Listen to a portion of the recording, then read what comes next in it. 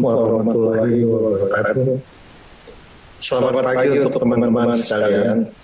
Pagi ini saya akan memaparkan bagaimana dampak COVID-19 terhadap perilaku masyarakat secara umum dan seterusnya pasti akan berdampak pada ekonomi secara keseluruhan, di mana akhirnya akan bermuara pada ketertiban dan keamanan negara.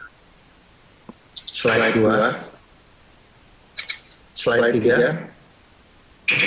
Pada slide ini kita lihat bagaimana kita harus bisa menerima keadaan normal. Kita harus bisa beradaptasi dengan kebiasaan dan aturan-aturan baru.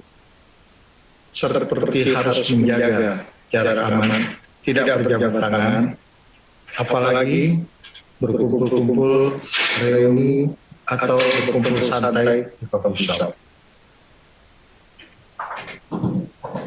Slide 4. COVID-19 sebagai ancaman dunia. Dalam situasi seperti ini, di mana wabah telah merambah di lebih dari 203 negara di dunia, semua menyiapkan strategi terbaiknya untuk menyelamatkan rakyatnya dari ancaman kepunahan kita. Sementara di antara kita, banyak yang merasa lebih mengetahui mengenai COVID-19 ini. Banyak sekali informasi yang menyesatkan atau belum jelas kebenarannya.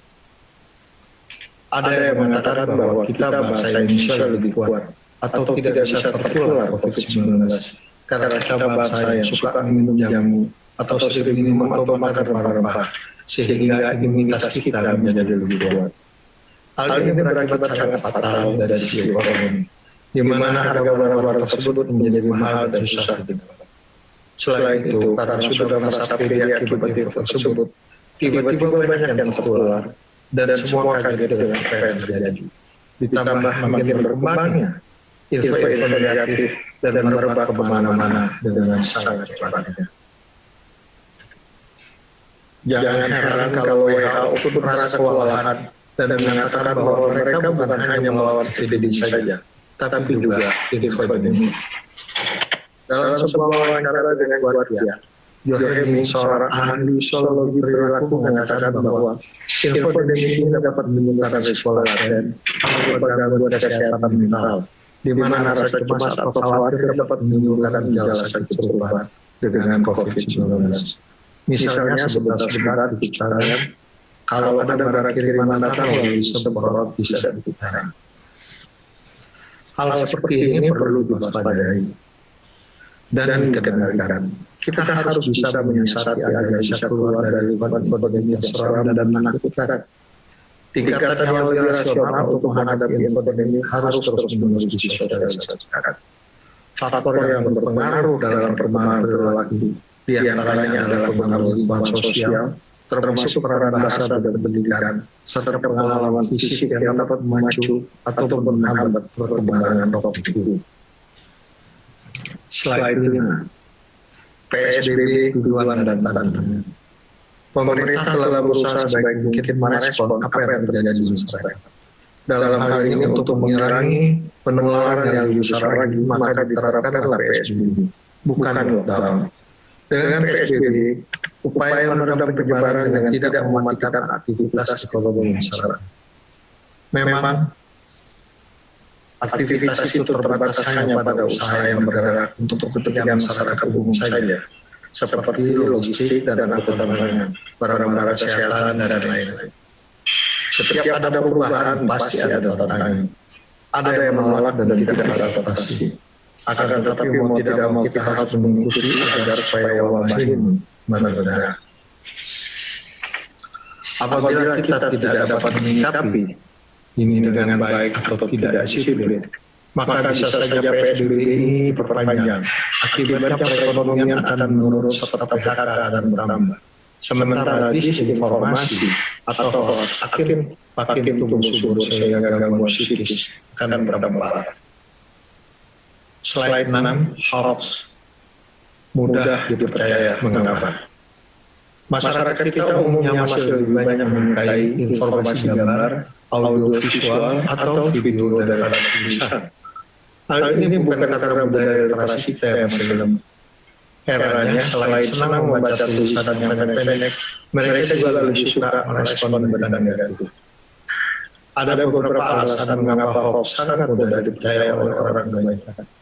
Di sini saya mencoba membagi dalam 3 golongan, yaitu di mana pada saat otak kita memproses informasi, kepercayaan datang dengan cepat dan alami. Sedangkan skeptis atau ketidakyakinan diolah secara lambat dan tidak alami. Sedangkan kebanyakan orang mempunyai atau memiliki toleransi rendah terhadap kebimbangan. Artinya, kalau kita menerima sebuah berita di WhatsApp, maka kita baca lalu kita forward secepatnya tanpa berpikir lebih jauh lagi apakah berita ini benar atau tidak. Ini yang disebut cognitive dissonance. Selanjutnya adalah cognitive dissonance. Seseorang itu lebih mudah membantah fakta daripada mengubah keyakinan.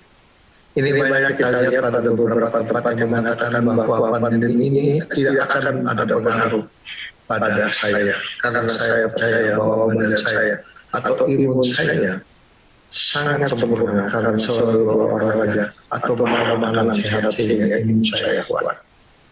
Yang terakhir adalah tribal unity. Apapun yang kita sampaikan atau jelaskan tetap tidak akan diterima, karena kelompok di mana dia berada mengatakan yang lain. Jadi keyakinan inti kelompok adalah yang paling benar. Selanjutnya slide 7, ancaman terhadap ekonomi. Kita melihat bagaimana dampak yang ditimbulkan oleh COVID-19. Mulai terjadi resesi di mana-mana. Ekonomi tidak berjalan secara resmi, apalagi normal. PHK terjadi, pengangguran bertambah sehingga kemiskinan meningkat seperti yang saya sampaikan sebelumnya. Slide ke-8, keamanan nasional. Sebelumnya sudah kita lihat bersama bahwa apabila disiplin itu tidak ada, PSBB diperpanjang sehingga PHK bertambah. Pengangguran meningkat secara otomatis, tingkat kemiskinan menjadi lebih besar. Dalam keadaan demikian biasanya emosi akan sangat tinggi sekali. Jadi dapat kita katakan bahwa COVID-19 ini bukan lagi sekedar masalah kesehatan, namun telah bermetamorfosis menjadi ancaman baru terhadap keamanan nasional. Slide 9, kesimpulan. Pandemi COVID-19 tidak hanya menimbulkan krisis kesehatan, tetapi juga berdampak luas dalam kehidupan sosial ekonomi dan perubahan perilaku seseorang yang cenderung dikuasai oleh kondisi kejiwaan negatif seperti rasa cemas dan khawatir. Kondisi ini semakin diperparah oleh maraknya informasi palsu atau hoax di media sosial yang justru menjadi wabah infodemik yang bisa mengganggu kesehatan mental publik. Perubahan perilaku dalam situasi demikian mendorong semakin meningkatnya kejahatan cyber yang bermotif keuntungan finansial maupun politik. Bila aktivitas ini dibiarkan, maka hal akan muncul ancaman serius bagi keamanan cyber hingga menjadi ancaman real keamanan ekonomi, sosial, politik di dalam suatu negara. Untuk menyikapi agar bisa melewati masalah ini, seseorang harus berkonsentrasi meningkatkan kecerdasan emosional. Kecerdasan emosional merupakan komponen yang membuat seseorang mengatur emosi, karena emosi manusia berada di wilayah perasaan lubuk hati, lalu yang tersembunyi. Dengan memiliki sifat ini, kita akan bisa berpikir positif dan kreatif untuk mencari jalan keluar dari masalah yang dihadapi saat itu. Dengan memiliki sikap positif itu, krisis akibat pandemi COVID-19 justru akan memberi kesempatan untuk melakukan perubahan yang positif. Dalam kehidupan ekonomi, krisis COVID-19 bisa memunculkan peluang untuk membangun bisnis baru yang sesuai dengan kondisi saat ini, yakni online bisnis dari rumah. Ini semakin terbuka seiring kemudahan yang disediakan oleh prasarana teknologi komunikasi informasi. Bisnis baru ini nantinya bisa dikerjakan sendiri ataupun secara kolaboratif bersama orang lain yang berada dari tempat berbeda, sehingga akan memunculkan rasa kebersamaan saling menumbuhkan. bisnis baru di era digitalisasi, data dan media informasi akan memberikan keunggulan kompetitif. Tentu saja hal ini memiliki prasyarat dan konsekuensi akan pentingnya keamanan cyber yang tangguh. Aspek keamanan menjadi suatu hal yang harus selalu melekat pada sistem, namun harus bergabung pada apapun yang sedang kita kerjakan, sehingga dapat membangun kepercayaan, terutama pada sektor keuangan. Oleh karena itu, kondisi pandemi COVID-19 saat ini harus menjadi pemicu bagi pemerintah melalui Kominfo membangun aplikasi nasional yang kredibel untuk memenuhi perintah dan permintaan pengguna internet. Bila sudah dilakukan uji coba, aplikasi ini didistribusikan ke semua instansi negara, seperti kementerian, lembaga, kampus-kampus. Terhadap jaringannya, pemerintah bisa mengatur jaringan VPN untuk memenuhi kebutuhan aplikasi video telekonferensi agar aman dan terjamin. Demikianlah pemaparan saya. Terima kasih atas perhatiannya. Slide 10.